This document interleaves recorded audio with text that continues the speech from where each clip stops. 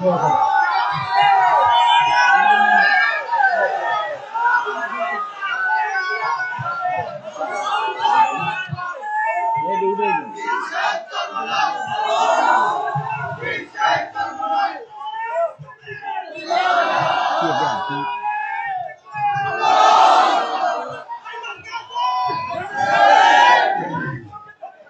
عليكم ورحمة الله وبركاته. الحمد لله الذي كفى وسلام على عباده الذين اصطفى وبعد فأعوذ بالله من الشيطان الرجيم بسم الله الرحمن الرحيم وأما من خاف مقام ربه ونهى النفس عن الهوى فإن الجنة هي المأوى وقال رسول الله صلى الله عليه وآله وسلم اتق المحارم تكن أعبد الناس صدق الله مولانا العظيم وصدق رسوله النبي الأمي الكريم ونحن على ذلك من الشاهدين والشاكرين والذاكرين والحمد لله رب العالمين اللهم صل على محمد النبي الأمي وعلى آله وسلم تسليما مومن جو فدا نقش کفے پائے نبی ہو مومن جو فدا نقش کفے پائے نبی ہو زیر قدم آج بھی عالم کا خزینہ زیر قدم آج بھی عالم کا خزینہ گر سنت نبوی کی کرے پیروی امت گر سنت نبوی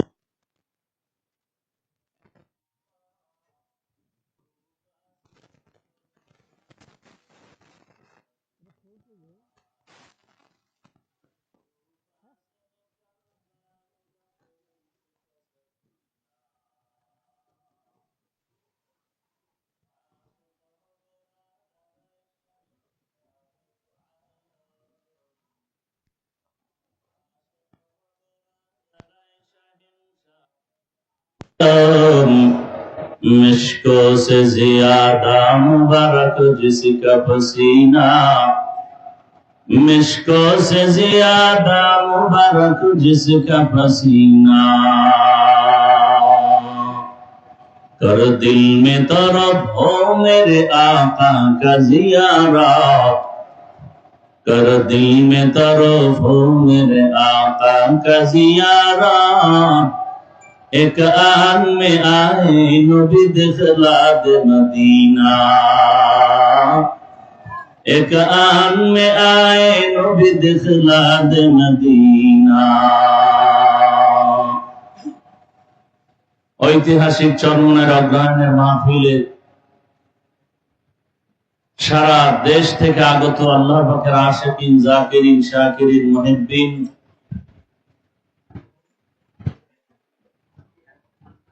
মুজাহিদ ভাইরা যুবক বন্ধু পর্দার আড়ালের মা বোনেরা 3 দিন ব্যাপী মাহফিলের আজ দ্বিতীয় দিন শেষের দিকে বিশাল সম্মেলনে সমাবেশ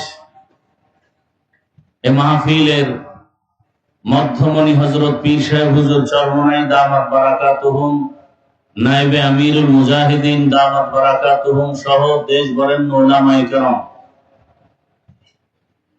কেউ এখানে বয়ান করেন আমাদের কলবের খোরাক দেওয়ার জন্য আর আমরা কলবের খোরাক নেওয়ার জন্য আসি আল্লাহ পাক আমাদের এই ময়দান থেকে কলবের খোরাক নিয়ে যাওয়ার তৌফিক আল্লাহ দান করেন সংক্ষিপ্ত দু চারটি কথা বলার নিয়তে কোরআনে হাকিমের যে আয়াত পড়েছি, রাসূলের একটি হাদিস পড়েছি।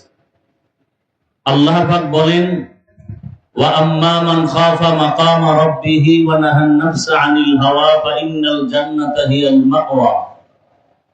আল্লাহর আদালতে দাঁড়াইয়া হিসাব দেওয়ার ভয়ে দুনিয়াতেই যারা নিজেদেরকে গুনাহ থেকে ফিরায় রাখবে, বাঁচায় রাখবে, আল্লাহ তাদেরকে বিনা হিসাবে জান্নাত দান করবেন। নবীজি বলেন, ইত্তাকিল মাহারিম তাকুন আবাদান নাস।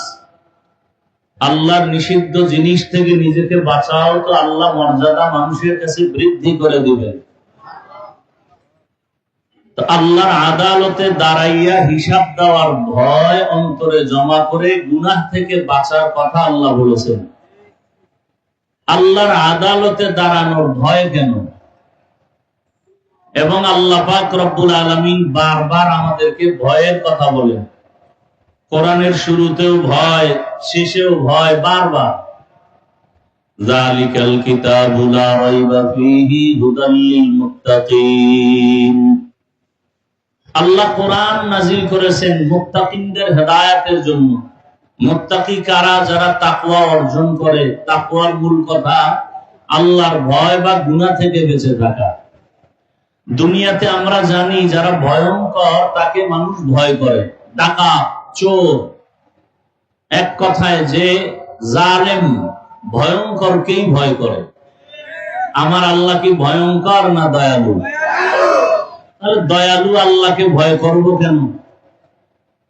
আল্লাহ পাক রব্বুল আলামিন বারবার, শুধু আমাকে, আমাদেরকে না, যে রাসূল আল্লাহ পাকের এত প্রিয়, যার চেহারা দেখলেই ক্ষুধা নিবারণ হয়ে যায়, সেই রাসূলকেও আল্লাহ বলেন ভয় করার জন্য। ইয়া আইয়ুহান নাবিয়্যুত্তাকিল্লাহ ওয়া লা তুতি'ল কাফিরিনা ওয়াল মুনাফিকিন। হে রাসূল, আমি আল্লাহকে আপনি ভয় করেন, কাফের মুনাফিকের অনুসরণ করবেন না। বারবার বারবার এই ভয়। এই যে যত বয়ান হইতেছে, গতকাল, আজ আমিরুল মুজাহিদিন, নায়েবে আমিরুল মুজাহিদিন, আমাদের উপদেষ্টা মহোদয় ভয়ের কথা। কারণ তাকওয়া, আল্লাহর ভয় এমন একটা মেডিসিন যেটা অর্জন করতে পারলে সে বিনা হিসাবে জান্নাত পেয়ে যাবে। হরকে দারাত খাউফে হকদার দিল মাদাম জান্নাতুল মাওয়া দেহাদ উরা মাকাম জুজবা হাকচি যে মাখাজ ইনসো জা ফজলে উআ মাস্তাদর জুমলা জাহান।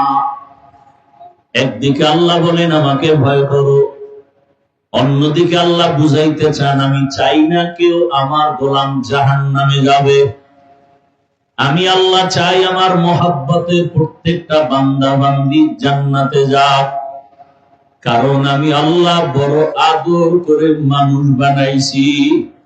আমি আল্লাহ এত মহব্বত করে বান্দা বান্দি বানাইলাম, এমন আদর মহব্বত করে কোন প্রাণী আমি সৃষ্টি করি নাই। আমি আল্লাহ মহব্বত করে বানাইছি কেমন? আল্লাহ বলেন ওয়া খুলিকাল ইনসানু যায়ীফা। আমি মানুষ বানাইছি বড় দুর্বল করে। দুর্বল মানুষটা কেমন? একটা মশার কাছেও দুর্বল, একটা পিপিলিকার কাছেও দুর্বল, মেধার বেলায় দুর্বল, খানার বেলায় দুর্বল। যদিও দুর্বল করে বানাই না, তবে সব মখলুকতের মধ্যে মর্যাদা সবার উপরে দিয়েছি। মানুষ যদিও দুর্বল, মর্যাদা দুর্বল না। এ কারণে আল্লাহ পাক দুনিয়ার সব মখলুকতের মাঝে মানুষের সম্মান বাড়ায় দিলেন। দুর্বল মানুষটাকে মর্যাদা দেওয়ার কারণে শক্তিশালী বাঘ মানুষকে সম্মান করে, শক্তিশালী গরু দুর্বল মানুষের সম্মান করে। কারণ আল্লাহ মানুষকে বড় আদর করে বানাইছেন। উজানির জমিনে ঘুমান্ত কারি ইব্রাহিম রাহমাতুল্লাহ আলাইহি যার রুহানি ফায়জ ও বারাকাতের এই ময়দান। উজানির কারি ইব্রাহিম রাহমাতুল্লাহ আলাইহি তিনিও রুহানিয়তের ফায়জ ও বারাকাত নেওয়ার জন্য রশিদ আহমদ গঙ্গুহি রাহমাতুল্লাহ আলাইহির দরবারে গিয়েছেন। ওই উজানির জমিনের ঘটনা সবাই জানেন যে জঙ্গল সাফ করতে গিয়ে দেখে একটা বাঘ তার বাচ্চাকে দুগ্ধ পান করায়। উজানির কারি সাহেব হুজুর বললেন, বাঘ বনি আদম শ্রেষ্ঠ জাতি এখানে বসবাস করার জন্য আসছে, তুমি তোমার গন্তব্যে চলে যাও। বলতে দেরি বাঘ তার বাচ্চা নিয়ে জঙ্গল পাহাড়ে যাইতে দেরি করে নাই।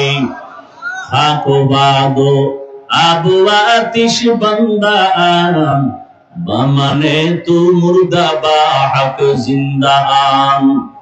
চরমনার জমিনে ঘুমন্ত ওলিয়ে কামেল সৈয়দ ইসহাক রাহমাতুল্লাহ আলাইহির ঘটনা শুনেছি। বয়ান করতেছেন, বয়ান যখন চলতেছে ময়দানের ভেতরে যেমন কিয়ামতের মাঠ শুরু হয়ে গেল। গলা কাটা মুরগির মতো মানুষ কান্না করে। একজনে বলে, বয়ান বুঝি না। আল্লাহর ওলি বলে, মানুষ এত নিমক হারাম কেন হইলি? আরে কোরআনের কথা গরু শুনে, আল্লাহর কথা গরু শুনে মানুষ কেন শুনবা না? এ কথা বলিয়া গরুকে ডাক দিছে, গরু দৌড়াইয়া হাজির হয়ে গেছে।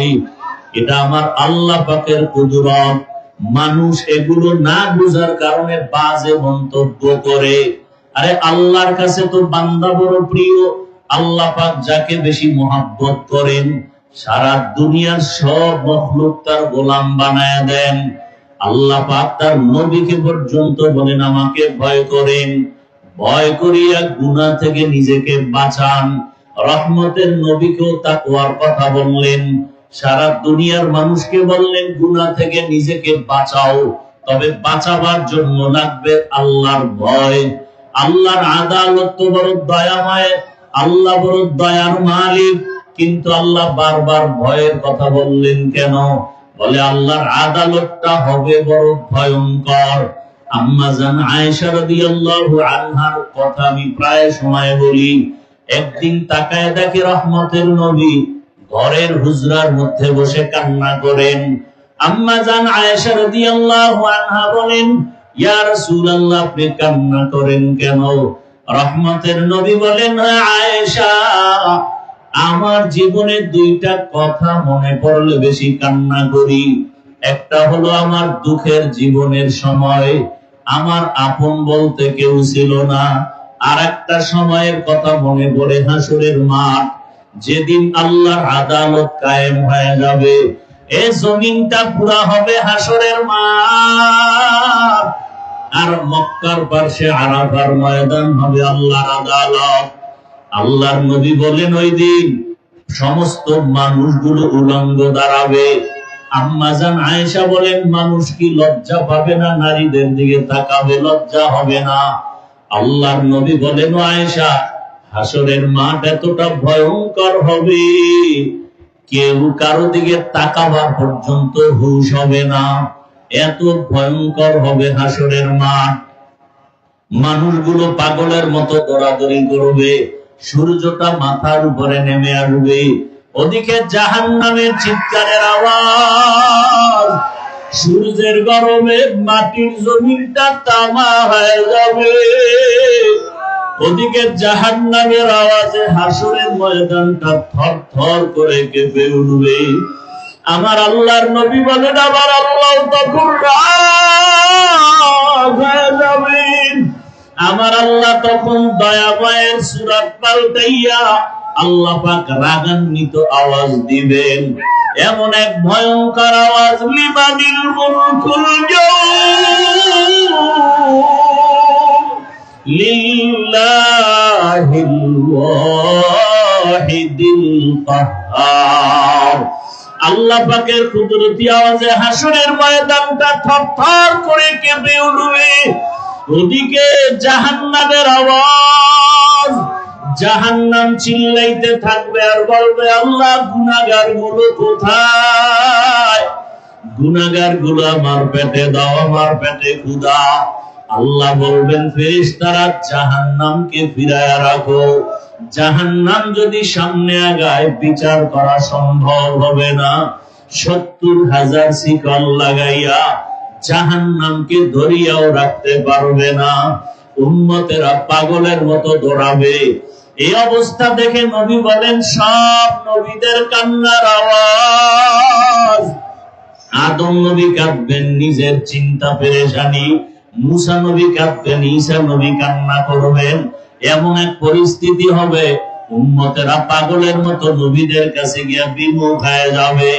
সর্বশেষ উম্মতেরা গরম সহ্য করতে পারবে না, তালাশ করবে আখিরি নবী কোথায়। আল্লাহর নবী কথা বলার পরে আম্মা জান বলেন নবী আপনাকে কোথায় পাওয়া যাবে, উম্মতেরা কোথায় পাবে। আম্মা জানকে নবী বলেন আয়েশা ওই হাসরের কঠিন সময় আমি মাকামে মাহমুদে রবের দরবারে সিজদায় পড়ে কান্না করব। মুসা নবী কাঁদবেন নিজের ফিকিরে, উম্মতের চিন্তা নাই। ঈসা নবী কাঁদবেন, উম্মতের চিন্তা নাই। আর আমি মুহাম্মদ সিজদায় পড়ে কান্না করব, একবারও নিজের চিন্তা করব না। বারবার বলবো আমার উম্মত, ও আল্লাহ আমার উম্মতের বাঁচাও, আমার একটা উম্মত যেন জাহান্নামের আগুনে না যায়। কারণ আমার উম্মত জাহান্নামের আগুন সহ্য করতে পারবে না। ওই জাহান্নামের আগুন এত ভয়ঙ্কর আগুন। আল্লাহ তাআলা বলেন আল্লাতী তাত্তালিউ আলাল আফইদা, জাহান্নামের আগুন শরীরের যে কোনো জায়গায় লাগা মাত্র কলিজা পর্যন্ত ভুনা হয়ে যাবে। আল্লাহর আদালতে রহমতের নবীর কান্না, এমন এক অবস্থা আল্লাহ বলবেন নবী আপনি কাঁদবেন না, মাথা উঁচু করেন, আপনার উম্মত গুলো ধরে ধরে জান্নাতের রাস্তায় নিয়ে যান। আল্লাহর নবী বলেন তখন আমি মনের আনন্দে আমার উম্মত গুলো ধরে ধরে আমি জাহান্নাম থেকে বাঁচায় জান্নাতের পথে হাউজে কাউসারের কিনারায় নিব। আম্মা জান আয়েশা রাদিয়াল্লাহু আনহা বলে ইয়া রাসূলুল্লাহ আপনি কোটি কোটি মানুষের মধ্যে উম্মতের চিনবেন কি করে? নবী বলেন আমার যারা খাঁটি আশিক, এরা দুনিয়াতে ওযু বানাইয়া 5 বেলার নামাজ আদায় করত, হাসরের ময়দানে ওই ওযুর জায়গাগুলো নূরের আলোতে ঝলমল করতে থাকবে। আমি নবী দেখে দেখে বাছাই করে করে জান্নাতের পথে নিয়ে যাব। আল্লাহ পাক নবীর কান্না দেখিয়া সহ্য করতে পারবে না, ওদিকে জাহান্নামেরও চিৎকার বন্ধ হয় না। আল্লাহ কুদরতের একটু পানি দিয়া বলবে রে ফেরেশতা জাহান্নামের গায়ে ছিটায়া দাও। জাহান্নামের গায়ে ছিটায়া দাও মাত্র জাহান্নাম পেছন দিকে দৌড়াবে, ধরে রাখতে পারে না। ফেরেশতারা বলবেন ও দয়ার মালিক, যেই জাহান্নামের 70,000 শিকল লাগাইয়া ধরে রাখা যায় না, এমন কি রহমতের পানি দিলেন যে জাহান্নাম পেছন দিকে দৌড়ায়। আল্লাহ পাক বলবেন এটা জমজমের পানিও না, রৌদ্রের পানি, বৃষ্টির পানিও না, সমুদ্রের পানিও না, এই বরকতের পানি আমার মুহাব্বতের নবীর উম্মতের চোখের পানি। এই চরমনার ময়দানে কান্নার আওয়াজ, কত ওয়াজের প্যান্ডেলে যায় কিন্তু চরমনার মাঠে, উজানির মাঠে আসলেই মনে হয় জানো দুনিয়া বলতে কিছুই নাই। ওরে আমি কিসের পিছনে দৌড়াই, কিসের বাড়ি, কিসের গাড়ি, কিসের টাকা পয়সা, কিছুই না। ওরে এখানে আসার পরে বাড়ির চিন্তা নাই, গাড়ির চিন্তা নাই, ঘরের চিন্তা নাই, টাকার চিন্তা নাই। এখানে আসার পরে একটাই চিন্তা, আমার মালিক,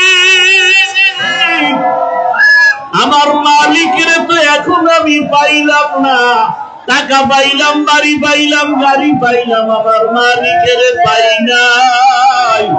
আল্লাহর বান্দার অন্তরের মধ্যে মাওলার এক মুহাব্বতের আগুন জ্বলিয়া উঠে, আর চোখের পানি ছেড়ে গুনার জন্য তওবা করে আর কান্না করে। এ জীবনে না করিলাম বন্দেগী, গুনাহ করে কাটাইলাম জিন্দেগি, গুনাহ করে কাটাইলাম জিন্দেগি। তওবা করে আবার তওবা ভাঙ্গিলাম, তওবা করে আবার তওবা ভাঙ্গিলাম,